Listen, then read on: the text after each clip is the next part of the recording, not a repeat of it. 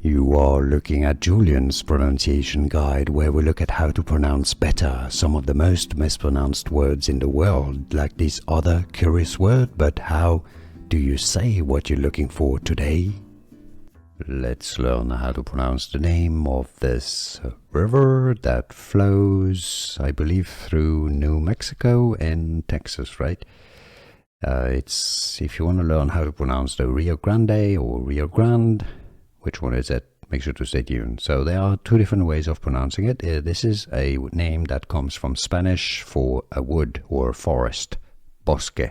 That's the Spanish pronunciation. This is why in English it's often pronounced as bosque, but I believe in Texas it is pronounced as bosque.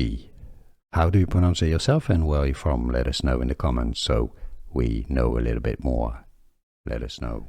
Here are more videos on how to pronounce more confusing words and names too many mispronounced. Like this video if you found it useful. I appreciate your support. I'll see you soon, and thanks for watching.